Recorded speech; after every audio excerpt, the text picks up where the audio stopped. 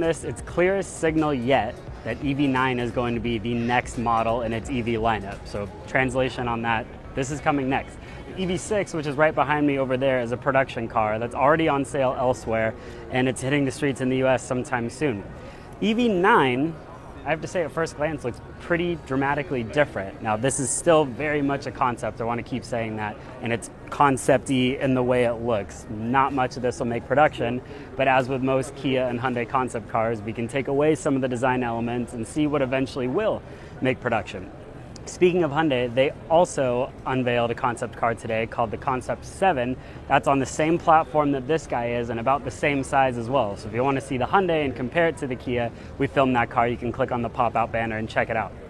EV9, at first glance, I'm seeing like a retro futuristic FJ Cruiser almost. I'm not sure. That seems a little strange to say, but it's big and it's boxy and there's all these muscular elements to it that make it a bit more off-roady and I guess gritty than the Hyundai that we just saw, which is a little bit more sleek in its styling. I love the design elements on the side of the car. The front is a little busy right now, but we'll get there in a second. These wheels are enormous, first of all. They got to be 23 or 24-inch wheels in concept form, but they're these really strong triangular elements. I love that Kia just takes sharp angles and works them into all of their designs. It's really neat looking, and it's one of the standout features on the entire concept. The length of this, we looked it up from the press release, the dimensions. It's about the same overall length as a Toyota Highlander, just to give you some perspective.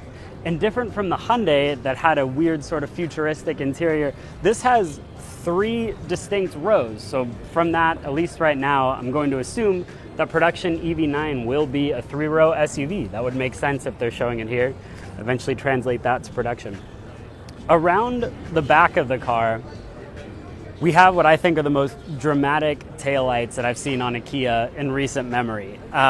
Now that we've seen new Sportage, which has finally been unveiled, I'm seeing a little bit of that in its design, but it trickles down all the way along here. And of course, right now in auto show form, it's doing all these neat lighting patterns, especially the front of the car. Right here, we have the new Kia corporate logo. That's of course going to be featured on every Kia vehicle going forward. It's kind of in this neat, like etched metal up against this matte paint. Looks really neat. And it's just sort of a subtle piece of metal trim along the bottom. I said this does look concept-y, but that said, there are parts of this that I can definitely see making a production car, especially one that's very futuristic, forward-thinking like an EV. Let's go check out the front of the car and then the interior. The front of the EV9 concept is where the party's at least design-wise. Look at all the lights going on here. Of course, this probably won't be production ready, but for now, I love that they just went crazy with this. There's a huge DRL lighting signature here, which is indicative of some of the Kias currently on the road. Again, I'm gonna bring up Sportage, but I love these little LEDs that are completely in the bodywork. When they're not lit up, you could go by and not see them on at all. But then once the lights hit them, they do this little dance and they work with this string of LEDs over here. Overall, the lighting is a lot, to be honest with you, but I hope that some of this will eventually make the production EV9 because it just makes these cars stand apart from others. Functionally, up in here, there's not too many vents. Of course, that makes sense because there's no engine, it's all battery powered. But I read in the press release that there's solar panel technology. I think it's actually baked in right here. That's an awesome thing that I hope more electric vehicles eventually carry out because I could power some of the smaller things within the car, like air conditioning, things like that. Finally, let's see the interior. So get in here and check out what this interior looks like because it's completely futuristic. But like I said, 3 full rows of seating, which gives you a sense of the space that's inside of this thing.